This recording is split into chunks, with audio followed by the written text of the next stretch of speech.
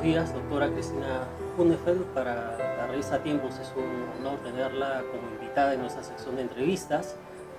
Y yo quisiera empezar el diálogo preguntándole sobre cómo surgió su interés por el estudio de la historia. Bueno, la historia no fue nunca una de mis predilecciones mientras estaba en el colegio, porque la forma en que se enseñaba la historia era una historia muy seca, ¿no? Historia política, biográfica, ¿no? De los grandes héroes nacionales y continentales. Mis cursos preferidos en el colegio eran matemáticas y química, ¿no? Y mis profesores siempre dijeron que debería estudiar matemáticas y química. Pero toda la trayectoria, después en el bachillerato alemán, en el colegio Humboldt, cambió eso, porque comenzamos a estudiar una historia que tenía unas coordenadas totalmente diferentes y era más una historia moderna, la historia desde abajo, ¿no? Que fue todo el entorno de la década de los 80, incluso un poco antes, ¿no? Y eso empalmó directamente luego con mi interés por hacer historia, estudiar historia y descubrir archivos, ¿no? Descubrir nuevas formas de representar el pasado para que fueran una fuente de inspiración para el presente. ¿Recuerda algún tema que le haya gustado cuando era estudiante, cuando estaba en el colegio, que le incentivó a seguir más los estudios de historia posteriormente? Sí, yo siempre, cuando uno está en el colegio alemán, Humboldt, ¿no? Uno vive como una especie de gueto. Entonces tuve la suerte de tener a profesores peruanos en el bachillerato de literatura, sobre todo Alma Zubizarreta, que nos llevó por primera vez a clases en la Universidad de San Marcos, estando ya en el bachillerato alemán. Y eso fue un abridor de ojos, ¿no? Tanto conversar con los estudiantes de la Universidad de San Marcos, ¿no? Ver su interés en la política actual y también ver su interés en la historia, ¿no? Yo siempre he pensado que la historia, sobre todo en países como el Perú, también los otros países andinos, está muy ligado al presente, ¿no? O sea, tenemos una visión política de la historia y siempre se entiende la historia como un instrumento para cambiar el futuro, ¿no? Y yo creo que en ese contexto, además, una persona como Pablo Macera, ¿no? Que estaba en pleno auge, ¿no? Que era además, estaba ligado mucho al Ministerio de Educación, y él fue el que reformuló, ¿no? Cuando yo todavía estaba en el colegio, los textos escolares que usábamos tanto en la primaria como en la secundaria. Ok. ¿Nos podría Sí. contar algo acerca de sus estudios universitarios? ¿Qué maestros tuvo en la universidad donde estudió historia? Sí, bueno, la historia de la historia en realidad comienza con una conversación de tres personas que estábamos en el bachillerato alemán en el colegio Humboldt, en una larga conversación con Luis Alberto Sánchez. Entonces nosotros lo que pretendíamos es que el bachillerato alemán se nos reconociera como parte de los estudios generales en la Universidad de San Marcos, ¿no? Pero en ese momento Luis Alberto Sánchez no accedió a nuestro pedido, a pesar de que hicimos todo un estudio curricular, ¿no? De lo que nosotros aprendíamos en colegio y lo que equivalía a los estudios generales en San Marcos. Entonces no nos quedó otro remedio que salir a estudiar afuera, ¿no? Porque ahí sí contaba el bachillerato alemán como entrada a la universidad. Entonces yo tuve la suerte de llegar a la Universidad de Tubingia, que queda en el sur de Alemania, ¿no? En una época en que una persona como Thomas Kuhn estaba sentando las bases de la teología de la liberación, ¿no? Entonces era todo un tema de historia, de teología, pero también de literatura, ¿no?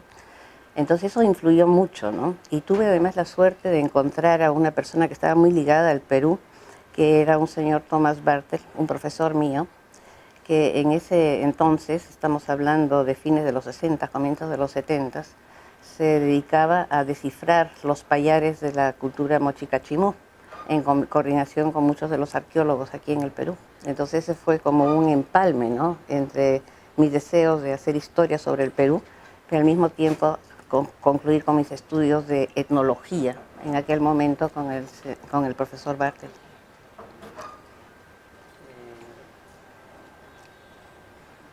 ¿Cuál fue su trabajo para graduarse de historiadora? ¿Cuál fue su tesis? ¿Qué tema trabajó?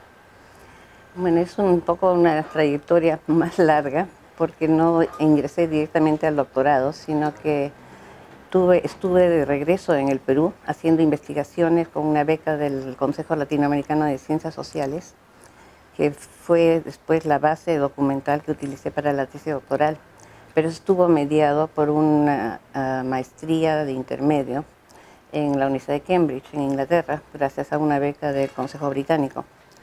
Ahora, para mi mala suerte, era una maestría de antropología social que estaba designada para continuar en ser un doctorado, cosa que no se materializó porque nuestra amiga Margaret Thatcher canceló todas las becas para los estudiantes extranjeros en Inglaterra.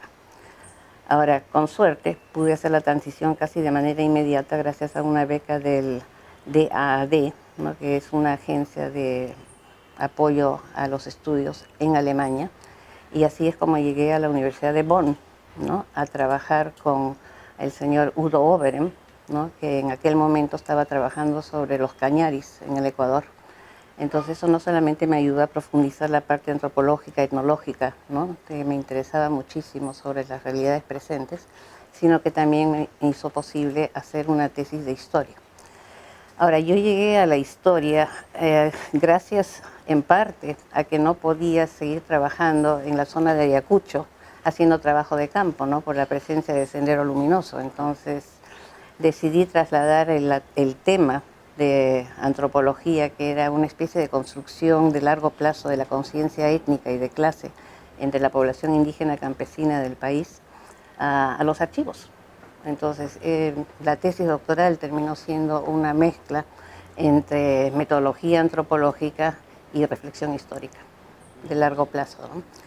Y lo que hice en la tesis fue recoger en los archivos la historia agraria de largo plazo basada en los juicios muy largos, ¿no?, que encararon las comunidades indígenas del país, y contrastarlo con la actitud y las acciones y las decisiones políticas de esos mismos campesinos durante las luchas de la independencia.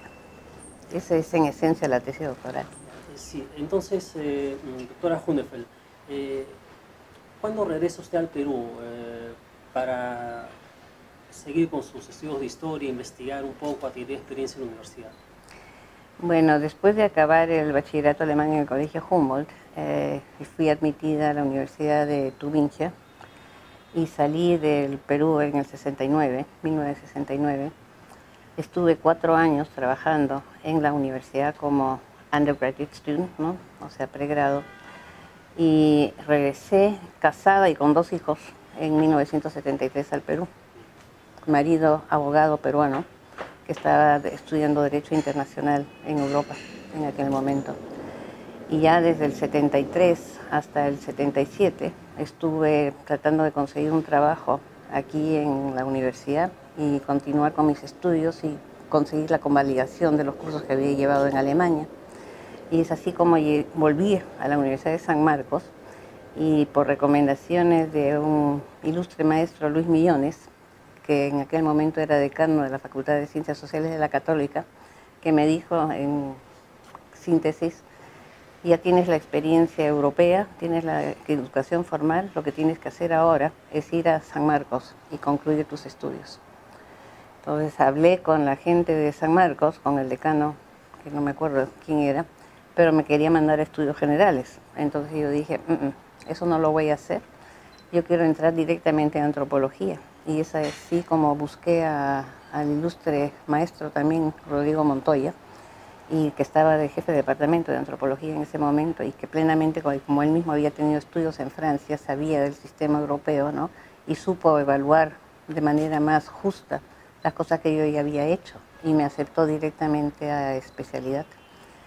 Y lo que fue decisivo con Rodrigo Montoya fue un trabajo de campo que hicimos en la zona de Puquio, rastreando las huellas de José María Arguedas, ¿no?, su tesis, Puquio, una cultura en proceso de cambio. Entonces eso me impresionó muchísimo, ¿no?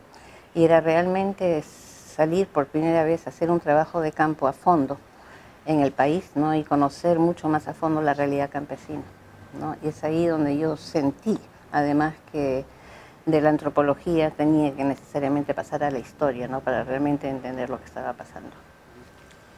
Ya, y Y siguiendo con este tema de su experiencia, esto nos decía hace un momento de que había tenido la experiencia de dictar en la Universidad de Huacho, ¿no? Y de conocer a otras profesionales, ¿no? ¿Qué nos puede comentar de eso?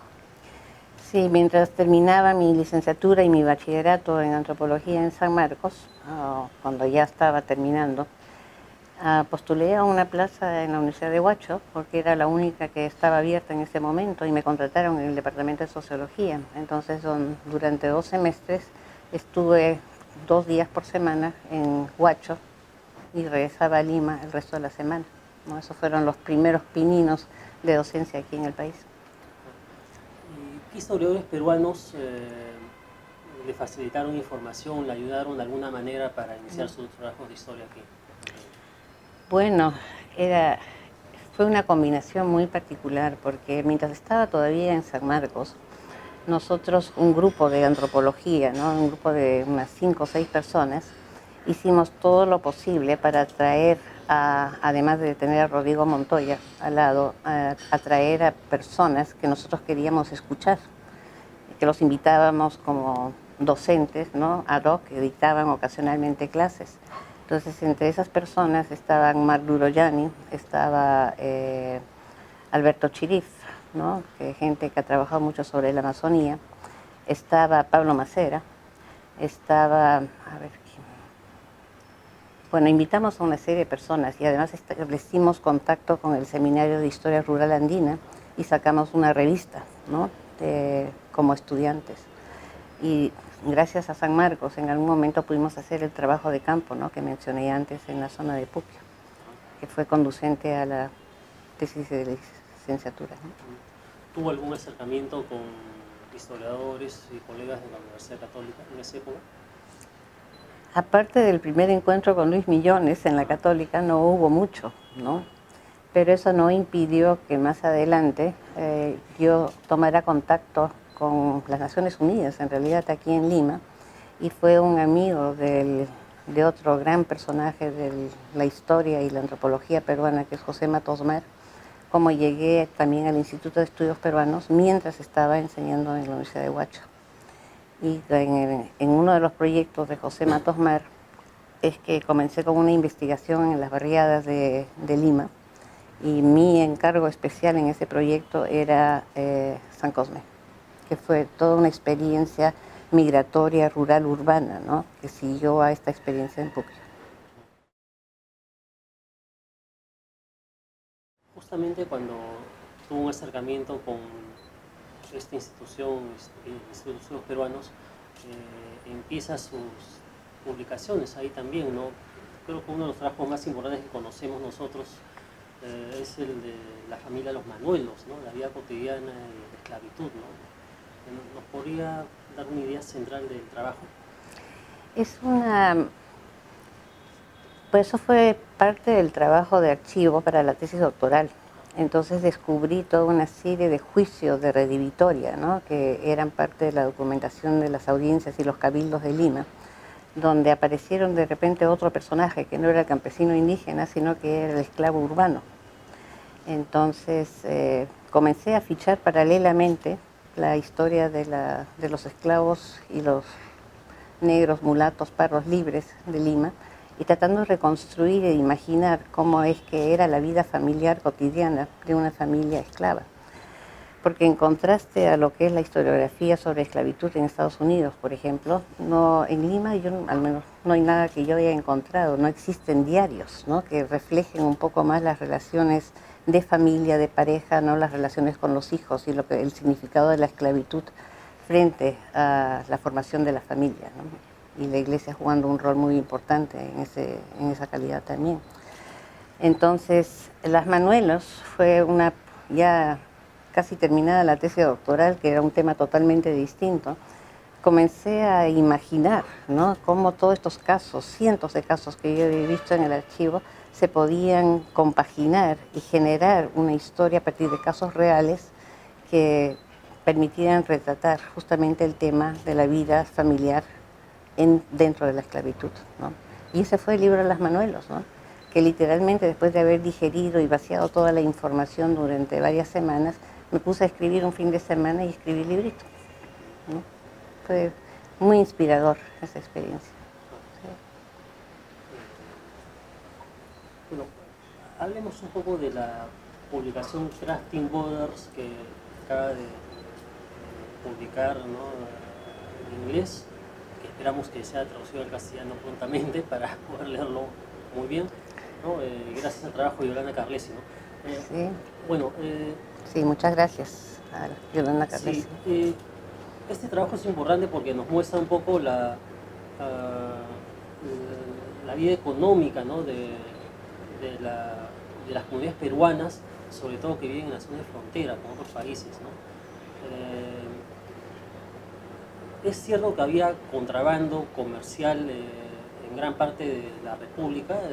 ¿Cómo se dio este tipo de fenómeno económico en determinadas épocas de nuestra historia?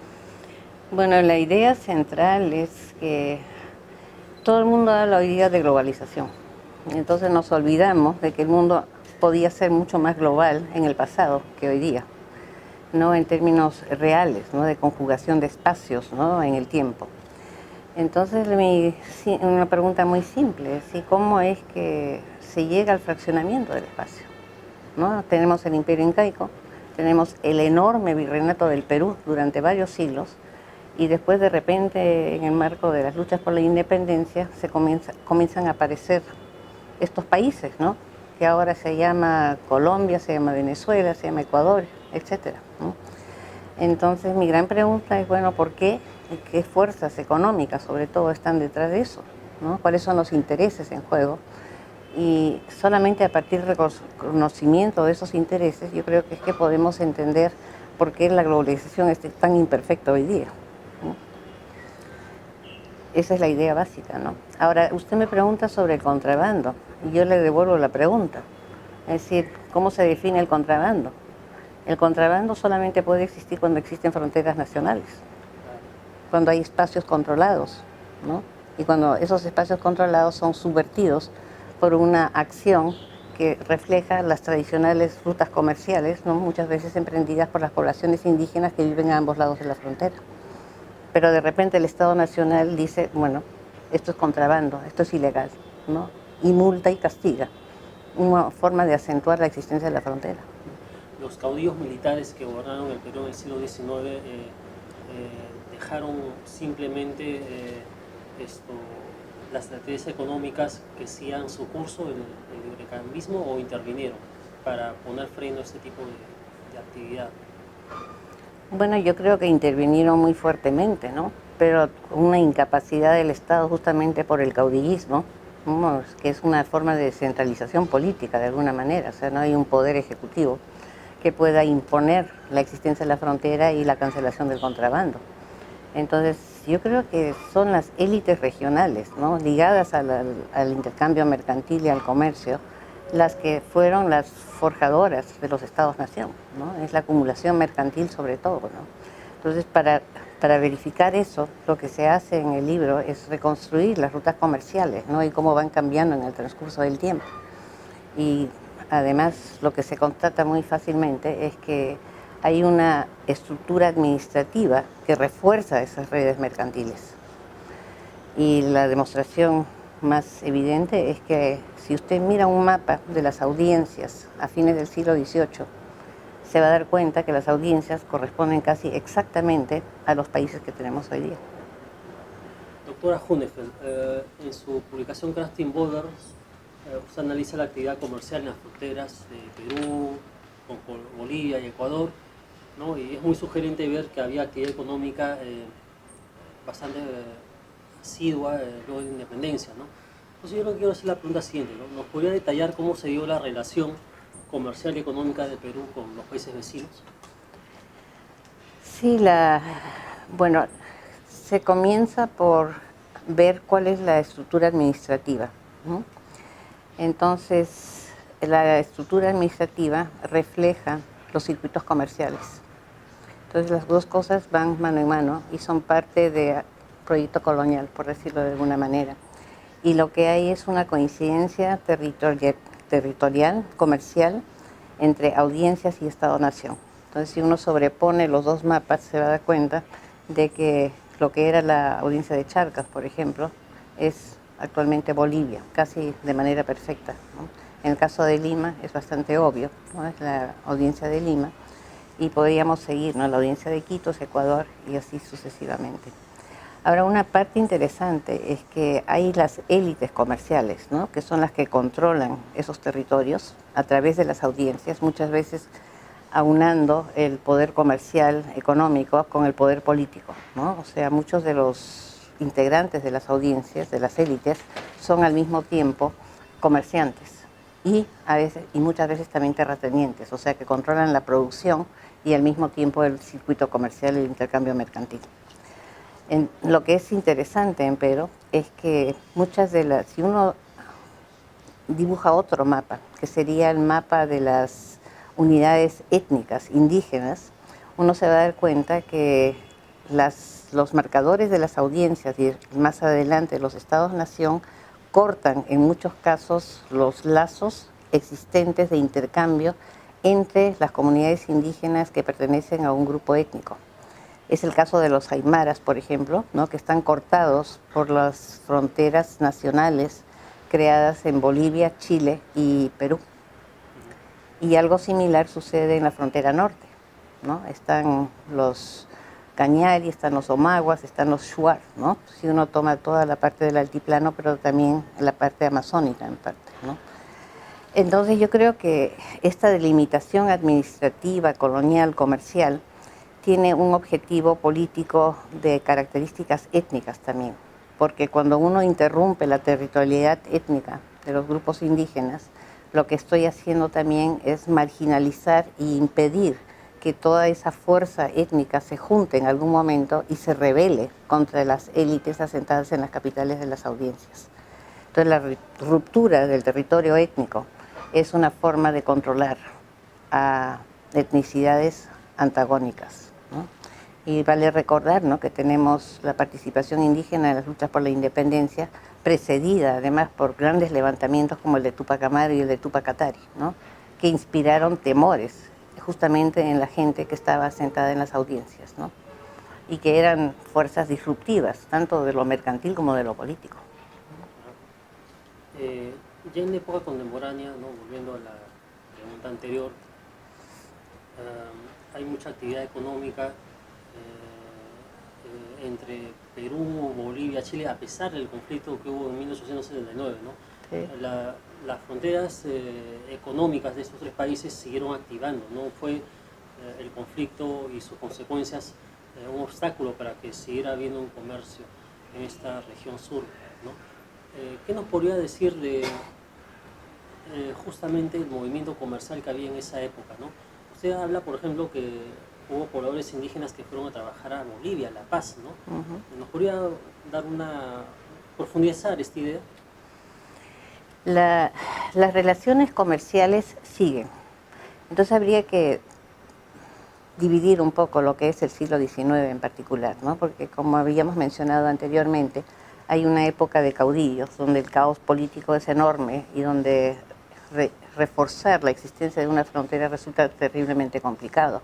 Yo creo que hay un uso político de la frontera durante estos 20, 30 años post-independencia que viene a ser, bueno, tenemos invasiones de Bolivia al Perú, ¿no?, con apoyo a uno de los candidatos, a uno de los caudillos y viceversa. Y lo mismo sucede en el Ecuador. O sea, muchos de los caudillos ecuatorianos o bolivianos utilizan fuerzas peruanas para recuperar el poder en su propio país, ¿no? Y de esa manera afirmar su identidad, su nacionalidad y su existencia comercial económica, ¿no? Entonces, las relaciones comerciales recién comienzan a asentarse un poco una vez que los respectivos estados, tanto en Ecuador, en Bolivia como en el Perú, se consolidan. Y eso viene en el caso peruano, sobre todo con la exportación del guano, ¿no? Cuando hay ingresos fiscales más estables, se puede construir un estado para comenzar, ¿no? Se puede generar ministerios, se puede, bueno, armar la estructura estatal, ¿no? Entonces ahí comienzan los tratados comerciales, ¿no? Y los tratados comerciales están enmarcados en tarifas, básicamente, ¿no? O sea, hay todo un debate liberal sobre qué tan proteccionista o qué tan liberal deberían ser los respectivos estados en el manejo de sus exportaciones a los respectivos países, ¿no? Cuando antes había toda una fluidez comercial, ¿no? No existían las fronteras. Y eso es lo que da surgimiento al contrabando, ¿no? Y contrabando que está dirigido sobre todo, por lo que mencionaba anteriormente, a las poblaciones indígenas, porque todas estas rutas tradicionales están en manos, al menos a nivel de los mercados locales, ¿no? Los mercados internos están en manos indígenas. Son ellos los que, utilizando a veces patrones muy tradicionales de intercambio, los que activan el comercio transfronterizo, ¿no? Y eso es cierto tanto para las relaciones sierra-sierra, Cajamarca-Loja, por ejemplo, ¿no? Como es cierto entre Guayaquil y Paita, ¿no? Tanto en la costa como en la sierra, e incluso en partes amazónicas. Y lo mismo vale para Bolivia, ¿no? O sea, hay toda una ruta que pasa por la tradicional capital de la audiencia de Charcas, que es Sucre, ¿no? Y Potosí y Puno se convierten en lugares de transacción en manos de la población indígena, ¿no? Entonces hay muchas relaciones comerciales que están imbricadas, ¿no? En no solamente patrones tradicionales, sino directamente patrones de intercambio indígena, ¿no? Claro, Que no necesariamente además pasan por una economía monetaria. sí, estamos hablando de una época en la que Perú estaba dominado por oligarquía y había una sociedad terrateniente serrana con mucha fuerza económica, ¿no? ¿Qué nos podría decir de estas primeras décadas del siglo XX en el Perú sobre ese dominio de la élite y la exportación de minerales, ¿no? Es evidente que el Perú durante gran parte de su historia y hasta ahora incluso tiene sus ingresos económicos más fuertes en este rubro de exportación de minerales, ¿no? ¿Cree usted que las fronteras económicas se activan gracias a esto o hay otros mecanismos? Bueno, lo que mencioné anteriormente, ¿no? Lo que permite la consolidación del Estado, para comenzar, es la existencia de un ingreso fiscal que no es el tributo indígena. O sea, si uno ve la estructura fiscal de la primera mitad del siglo XIX, lo que tenemos es que el Estado peruano, boliviano y también ecuatoriano dependen en gran medida del ingreso generado por las contribuciones indígenas. O sea, el tributo indígena, que es un rezago colonial, se convierte en la fase inicial post-independencia en el ingreso fiscal más importante. Entonces hay como una dependencia invertida, ¿no? El Estado criollo, como usted lo quiere llamar, oligárquico más adelante, es un Estado que depende de las personas a quienes ha subordinado durante 400 años, ¿no? Entonces, una vez que eso cambia en el caso del Perú con el guano, las exportaciones de guano, y se acaba el guano. Es una historia bastante conocida, ¿no? El país está sumamente endeudado, hay la crisis internacional de 1872, hay la reforma monetaria, ¿no? Y todo eso cambia las relaciones internas en el país, pero también las posibilidades de sustento del Estado. Entonces el Estado peruano lo que hace es buscar una alternativa de exportación, es ahí donde vienen los nitratos, el salitre, ¿no? Que comienza a ser exportado y después el Estado boliviano quiere imponer un impuesto a la exportación. Hay una mano de obra que está muy mixta, ¿no? Hay capitales ingleses que están ya asentados en las salitreras y eso es lo que conduce a la Guerra del Pacífico, ¿no? Y ahí sí tenemos una reafirmación de las fronteras, ¿no? Sobre todo hacia el sur, ¿no? Es el famoso conflicto entre Perú, Bolivia y Chile. Dígame, y a consecuencia de la derrota del Perú y de Bolivia, ¿estas fronteras económicas se mantuvieron activas o hubo un control mayor del Estado chileno? Por ejemplo, la zona de Tacna, la zona de Arica, ¿no?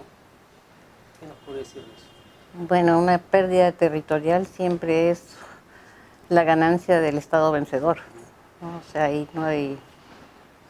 Y efectivamente Chile en las décadas subsiguientes, y yo creo que hasta el día de hoy, ha hecho todo lo posible por afirmar la existencia de esa nueva frontera, ¿no?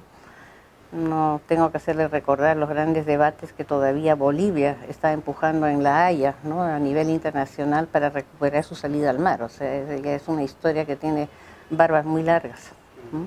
Pero es una cosa vigente actualmente.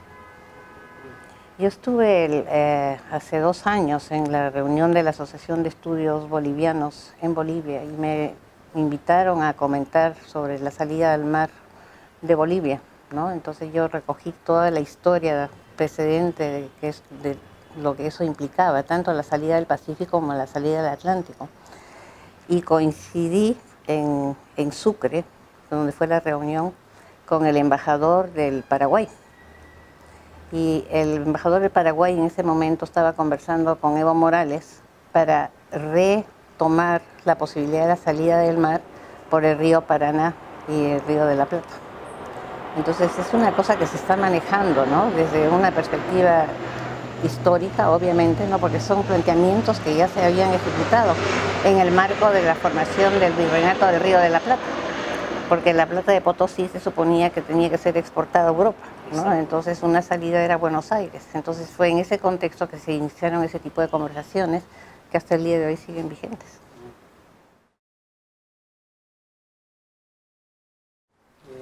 Doctora, y actualmente usted es docente en la Universidad de California, San Diego. ¿Qué investigaciones tiene en mente realizar en el corto plazo, ¿no? ¿Se nos podría especificar un poco? Eso de preguntarle a un historiador lo del corto plazo es un poco quisquilloso, ¿no? Porque el corto plazo significa, en este caso, 10 o 15 años. Y que ya vengo trayendo un nuevo proyecto sobre la historia de larga duración sobre la Amazonía, la cuenca amazónica, ¿no? Que es una historia que va a ir más allá de las historias nacionales nuevamente, sino que es una historia enfocada a partir de la lógica del medio ambiente y de la consistencia como territorio de no sé si alguna vez ha visto un mapa de satélite nuevamente de la cuenca amazónica, y lo que usted ve es la forma de un árbol, de todos los ríos y los afluentes, ¿no?, del río Amazonas, que son un todo integrado, ¿no?, y articulado. Entonces, ese todo articulado se ha ido fragmentando también en los estados-nación, ¿no? Entonces, hay políticas muy diferentes. Si usted ve lo que está haciendo Colombia, por ejemplo, lo que está haciendo Brasil, lo que está haciendo el Perú, ¿no?, con su territorio amazónico, son políticas totalmente divergentes y en general dañinas, ¿no?, para la conservación de eso que yo llamo el árbol y la cuenca amazónica. Entonces, lo que yo quiero ver en este nuevo proyecto es cómo se ha llegado a esta situación a través de una percepción de lo que es la Amazonía, de lo que representa, ¿no? Es un espacio vacío, es un espacio no desarrollado, es un espacio salvaje, ¿no? Y yo lo que quiero demostrar es que eso no siempre ha sido así, que eso es parte del resultado del empuje de una frontera de colonización, ¿no?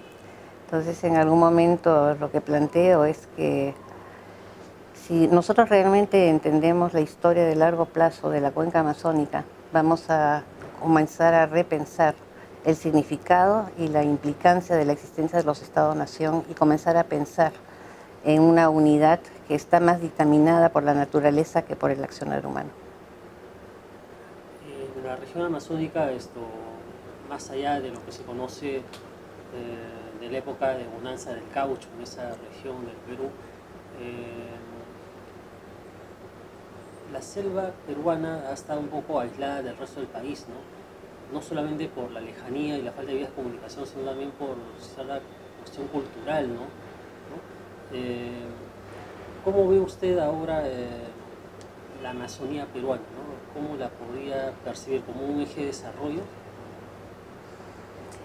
Bueno, la lejanía tiene sus ventajas, porque si uno está lejos no puede ser tocado. Entonces hay mucho de la Amazonía que se ha conservado como naturaleza, ¿no?, y como cultura, porque también hay gente que vive ahí, y en algunos momentos de la historia mucha gente que vivió ahí. Entonces ahora es prácticamente con toda la nueva tecnología, ¿no?, y con los nuevos criterios con los que se manejan los recursos, es un poco difícil, ¿no?, mantener un equilibrio entre cultura, naturaleza e intereses económicos, porque esa es la disyuntiva, ¿no? Y es lo que muy fuertemente se ha estado atacando en los últimos 20 años, diría yo. Tanto sobre los dos países que mayor territorio amazónico contienen, el Perú y Brasil sobre todo, ¿no? Y ahí, en estos momentos lo que yo veo es un ataque frontal a todos los recursos en la Amazonía, pero a rajatabla. O sea, no hay una cosa integrada, no pensada, que esté bajo la rúbrica de lo que se ha venido a llamar desarrollo sostenible. Entonces, eso nuevamente va totalmente en detrimento de las poblaciones indígenas, ¿no? Y tenemos historias muy aisladas, ¿no? De cuánta gente ha ido muriendo, cuánta gente ha ido siendo literalmente exterminada, comenzando en la época del caucho, pero incrementándose cada vez más, ¿no? Estamos perdiendo en estos momentos, es una información de las Naciones Unidas, unas 50 lenguas nativas a nivel mundial cada año. Y eso es un proceso que yo puedo observar directamente en la Amazonía peruana, ¿no? O sea, no solamente se está perdiendo cultura, también se está perdiendo árboles, se está perdiendo tierras, se está contaminando tierras, y cada vez, en vez de retroceder y reconocer de que esas cosas son así y que hay que cambiar de rumbo, se está profundizando en esa misma equivocada dirección, creo yo. En gobiernos anteriores que ha habido aquí en Perú, no se ha sabido respetar, ¿no?, los derechos que tienen las comunidades nativas de la selva, y han habido los casos de Bagua, ¿no?, y otros más conflictos. Exacto. En los cuales el Estado ha querido imponer su política económica y de explotar las tierras nativas sin consultar a los propios indígenas, los nativos peruanos, si quieren esa explotación minera o no, ¿no? Y eso ha generado violencia y conflicto, ¿no? ¿Cuál podría ser la solución posible para mejorar esa relación entre el Estado y las comunidades nativas de la selva peruana? Bueno, que se comience a respetar, para comenzar, el derecho internacional, porque hay toda una legislación internacionalmente aprobada, suscrita por los países amazónicos, que es el famoso tema de la consulta. Entonces, en algunos casos se realiza, pero en otras cosas se manipula de las maneras más horribles, y en otros casos simplemente se obvia. Y mientras los estados se encaminen por esa ruta e impongan sobre las comunidades indígenas su voluntad, esa relación nunca va a funcionar.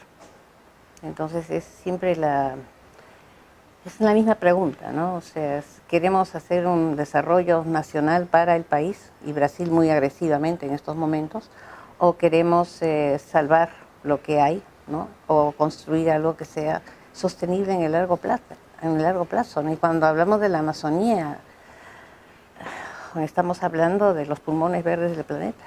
O sea, con eso ya no se puede jugar. Y yo creo que el tiempo de juego se acabó, francamente. Doctora Hunefeld, le agradecemos por este diálogo, creo que ha sido muy enriquecedor para nuestros lectores, y esperamos prontamente sus publicaciones sobre este tema que hemos conversado. Gracias. Déjeme mencionar una cosa final.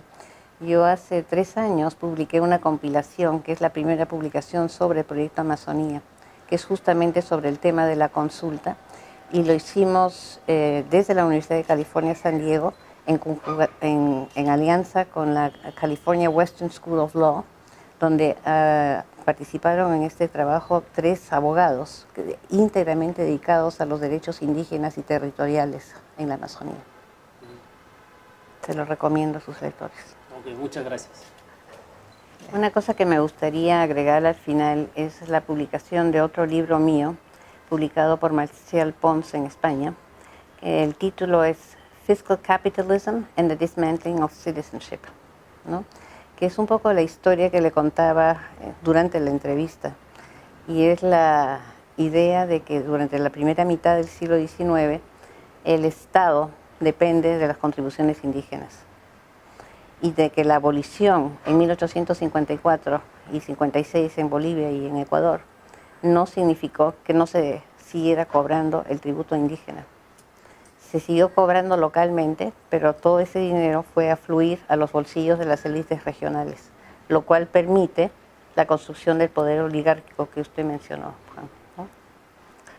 Entonces hay una cosa de largo plazo, ¿no? Que también es al mismo tiempo la construcción de los Estados-nación, pero también la subordinación definitiva de la población indígena al mantener el tributo intacto, ¿no? Que es una forma de extracción de plusvalía a nivel local, tanto en forma de dinero como en términos de mano de obra. Y ese es el contenido básico de este trabajo sobre Fiscal Capitalism and the Dismantling of Citizenship, que está articulado además en la zona de Puno, ¿no? Justo el historiador Carlos Contreras, en una entrevista que le hicieron hace un tiempo, él decía de que este tema del tributo indígena era de muchas alternativas, ¿no? Hubieron gobiernos que lo abolieron, otros que lo volvieron a reinstaurar, ¿no? Hasta que finalmente en 1896 el gobierno de Pirla fue ya finalmente cancelado, pero durante casi todo el siglo XIX el tributo indígena prácticamente mantuvo, ¿no? A las élites, ¿no? Y al Estado. Así es. Muy interesante. Pero las élites, al comienzo eran las élites nacionales, la primera mitad. La segunda mitad, con la abolición oficial del tributo, ya el Estado no respalda a las comunidades indígenas, no protege las tierras indígenas, que era el viejo pacto colonial, ¿no? Eso es lo que dice también Carlos Contreras. Entonces, toda la plata después se revierte a nivel local y se convierte en un patrón de acumulación que al mismo tiempo permite la extracción de mano de obra gratis. O sea, ya no me pagas el dinero, el tributo, el dinero no pasa al Estado, sino que tu trabajo me lo entregas a mí como hacendado y dueño de las tierras, o dueño de ganados, ¿no? Okay, muchas gracias. ¿Ay, de qué?